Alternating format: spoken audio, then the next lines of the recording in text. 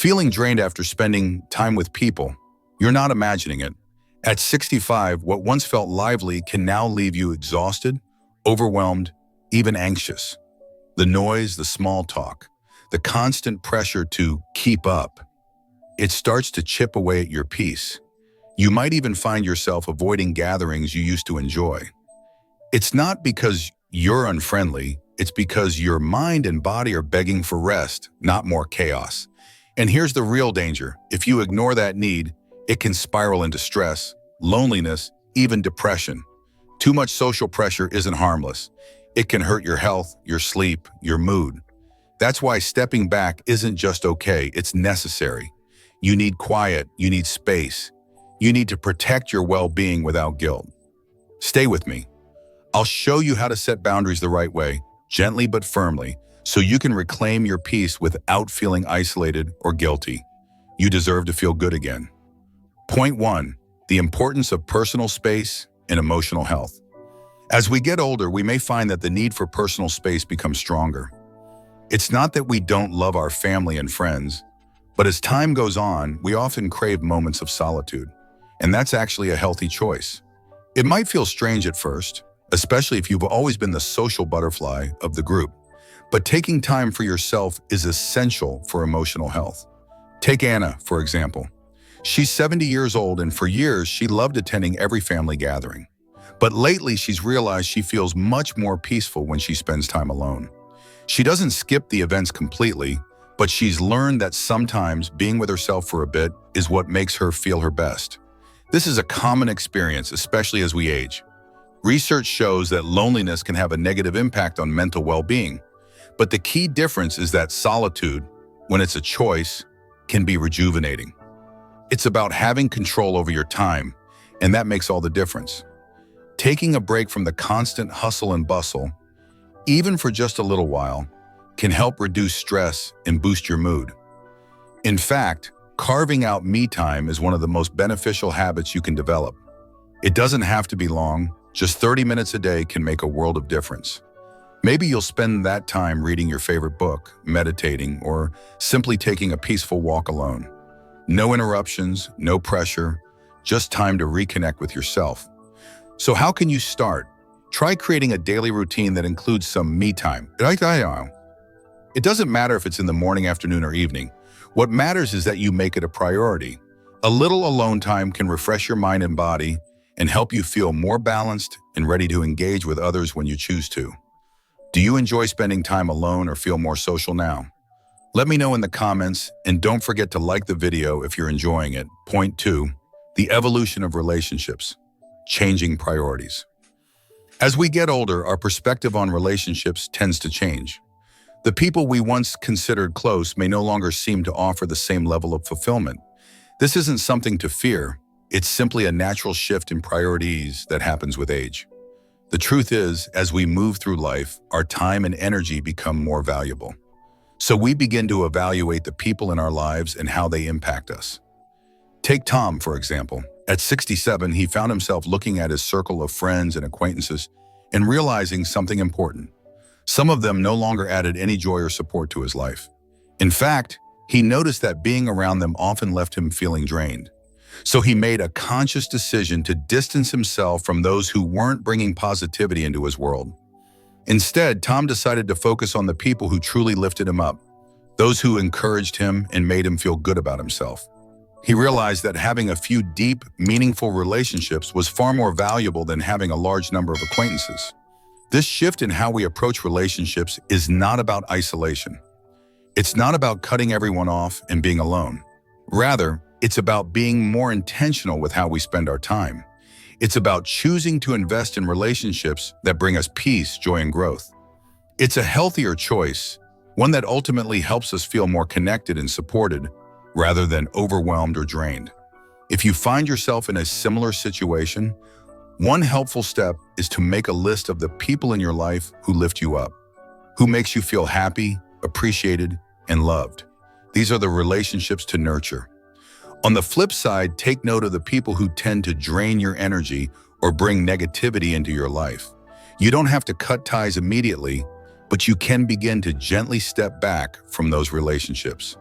By setting healthy boundaries, you'll give yourself the space to foster the connections that truly matter.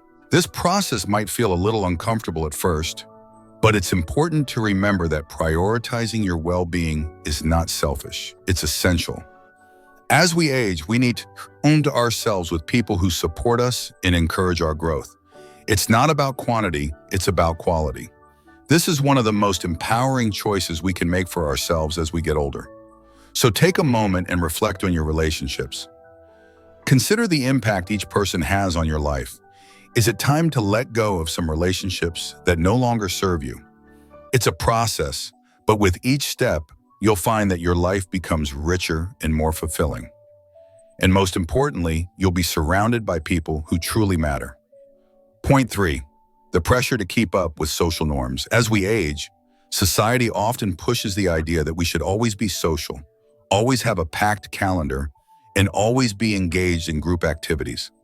There's this unwritten rule that says you have to be constantly busy, attending events, dinners, or parties, as if it's the key to staying young and vibrant.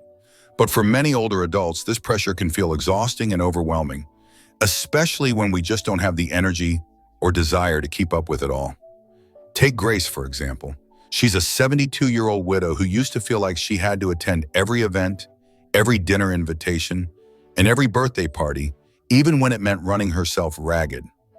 Grace thought that if she wasn't socializing all the time, people might think she was lonely, or worse, that she was somehow missing out. But one day, after attending yet another event that didn't bring her any joy, she stopped and asked herself, "Why am I doing this?" Grace realized that the constant pressure to be social was taking a toll on her health, her energy, and her peace of mind. So she made a choice. Grace began to politely decline invitations that didn't align with her needs or desires. Instead, she focused on the quieter activities that actually made her happy, like reading, gardening, and spending time with her close family.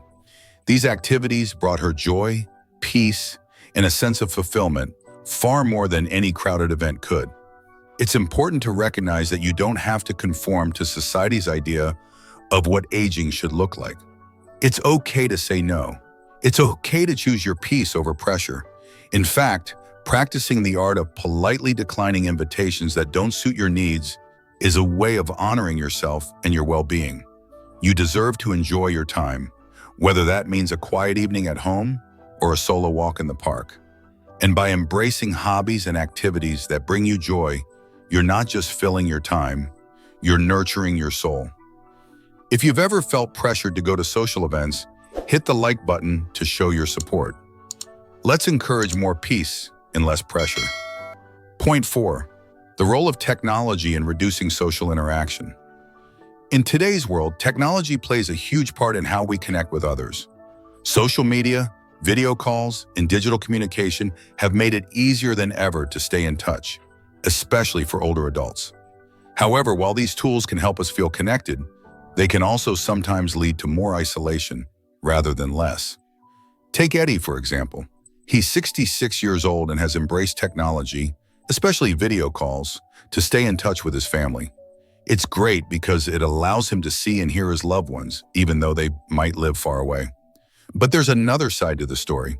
Eddie avoids social media because for him, it feels like a constant obligation. It's easy to get caught up in checking posts or feeling pressured to keep up with the latest updates. It's not about enjoying the connection. It's about feeling like there's always something you're supposed to be doing. This constant stream of notifications can leave you feeling drained and even more isolated than before. Technology can make us feel connected, but it can also create a sense of obligation or overstimulation. Constant digital notifications and social media updates can increase anxiety, especially if we start comparing our lives to others or feel like we're missing out. This can lead to feelings of loneliness, even when we're technically connected. So how can we avoid feeling overwhelmed while still staying in touch with the people who matter? It's all about setting healthy boundaries with technology. You can still use video calls to stay in touch with your family and friends, but it's important to take control over how often you check in or how much time you spend online. One practical tip is to schedule regular calls with loved ones, maybe every week or two, and stick to those times. This way you stay connected without the pressure of constantly being available. Also, be mindful of setting aside time to disconnect from your devices.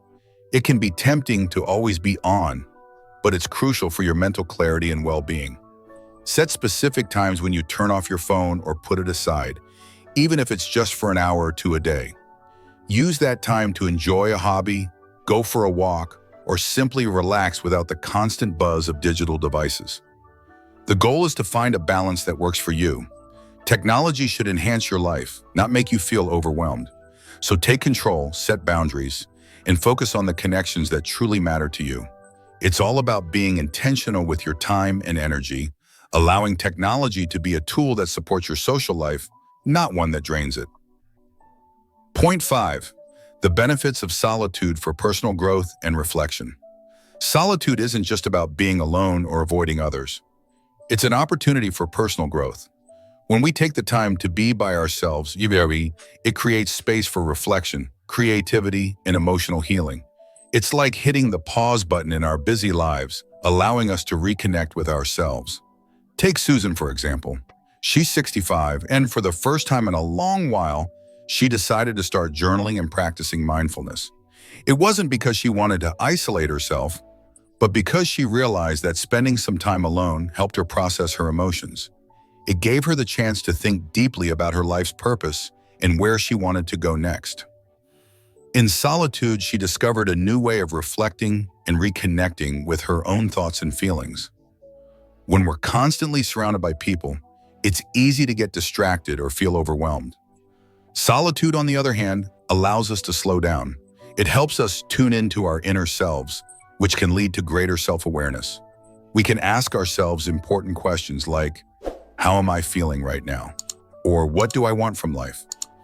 It's during these quiet moments that creativity has the chance to blossom. Without the noise of the world, we can listen to our own thoughts and ideas, and often this is where our most creative solutions come from. Solitude can also be a form of emotional healing. If you've ever been through a tough time, spending time alone can give you the emotional space you need to heal.